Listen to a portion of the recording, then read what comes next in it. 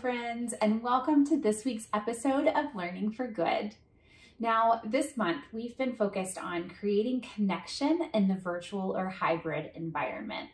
And this week's episode is one simple but effective virtual learning activity. Now, in our last episode, we talked about 3 must-haves in any virtual training. If you haven't checked that video out, you're going to want to do that. It's more about being intentional with your time in the virtual classroom. But once you've figured out how to create a relevant and meaningful virtual training, it's time to think tactics. And that's where today's episode comes in. We're going to talk about this one simple but effective tactic that you can use in your virtual training. When to use it, how to use it, and when not to use it. Let's dive in. It's Learning for Good.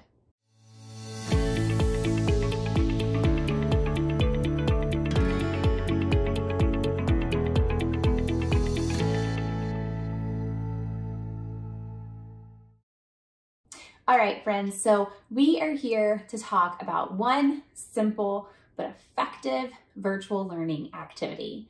And that activity is the virtual breakout room. Virtual breakout rooms allow you to divide your participants into smaller groups for discussion or for practice. They can be super effective when used correctly. And so that's what we're going to focus on today. Virtual breakout rooms are an easy thing to include in a virtual training. If you've attended a virtual training, you've probably been in a virtual breakout room. If you've designed a virtual training, you've probably included a virtual breakout room. But that doesn't mean that virtual breakout rooms are always used effectively. So let's talk about when to use the virtual breakout room. And here are 3 times that I found it's really good to use a virtual breakout room. The first is when your learners have relevant experience to share with each other. So maybe you're building on some existing skill set that they have, or you're talking about a skill that they're going to use in a situation that they've already faced in the past. So they have some experiences that they can draw upon and share with each other. That's a great time to use a virtual breakout room. It gets them into smaller groups. They're able to share more effectively, and more people are able to share in the small group than in the large group. Another time to use a virtual breakout room is when you want your learners to practice a skill. So again, because they're going into smaller groups, they have more opportunity to practice that skill than they would in a large group setting. It also feels a little bit safer to practice a skill they're less familiar with because of that small group setting. If they quote unquote fail, it's around a smaller group of people, and a smaller group of people that is likely cheering them on. And that feels better than being in the large group. Another time to use the virtual breakout room is when you feel like learners will benefit from giving each other feedback. Again, our learners often bring experiences and expertise into the virtual room. And so if there is an opportunity that they can share those experiences and give each other feedback on how they're doing in a particular situation or with a particular skill set, that's a great time to use that virtual room, that small group setting. Okay, so let's say you've decided it's going to be a great time to use the virtual breakout room. You really want to use it. It makes sense for your learners and for the skills that you're trying to teach and facilitate within the virtual space. So you're going to use it. Now, how do you do that effectively? First, you want to create the discussion questions or the activity that supports your objectives.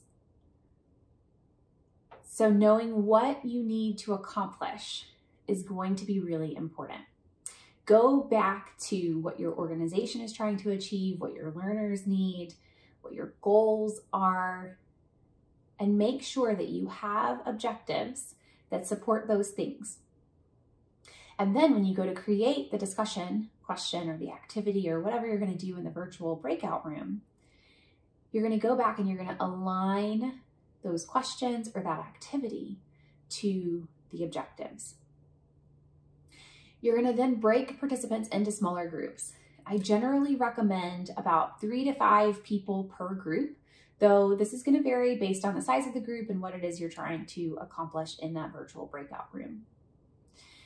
The next thing to think about is once they're in that virtual breakout room, you as a facilitator have less access to them. So you want to provide all of the information that they need to be successful prior to breaking them out. So that relevant information could include things like making sure they know what they're going to do when they go into the breakout room. What is the expectation? What do you want them to do once they're there? If the facilitator isn't in the room with them, they need to know that going in. So you can put those instructions on a slide or type them in the chat box. You can send them in an email so that they can refer back to that.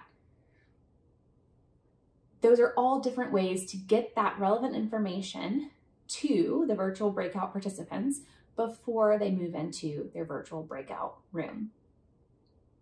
Tell them how long they will have in the breakout room. That's also relevant information that they're going to need to know. If they're going through a discussion question and there are 5 people in the breakout room and they only have 5 minutes, they're probably not going to have a lot of in-depth discussion. They need to be able to manage their time within the room because you won't be there with them. So tell them how long they're going to have to discuss or to practice so that they can manage their own time. The next thing that is relevant information for them to know up front is how they're going to move in and out of that breakout room. Will they be notified? Is it magic? Are they magically transported to the room? Sometimes yes. Will they be notified when it's time to come back, or will they just come back? These are things that are important for them to know so that they're clear on what to expect.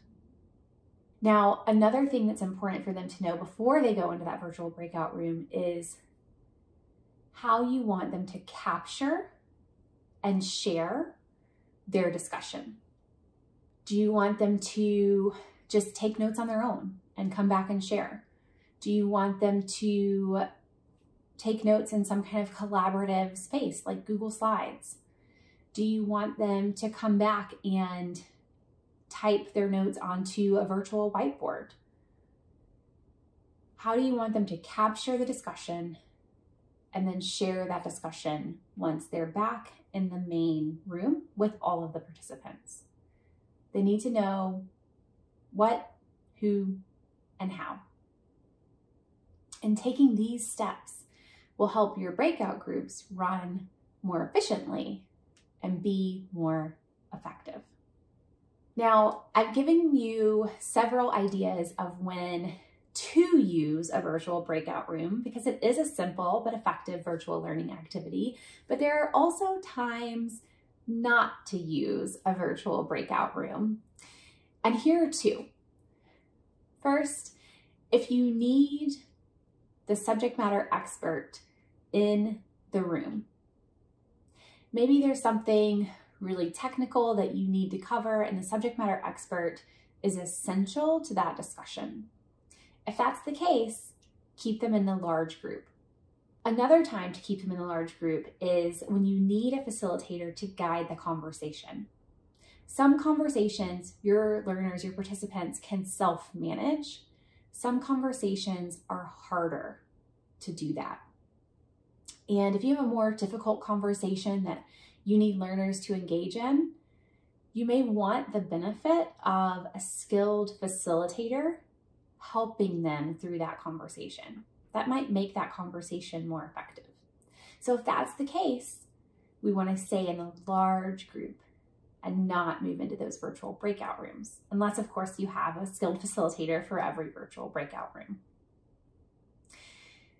So that's a couple of times that I've found it's better to leave them in a large group than break them up into a smaller group.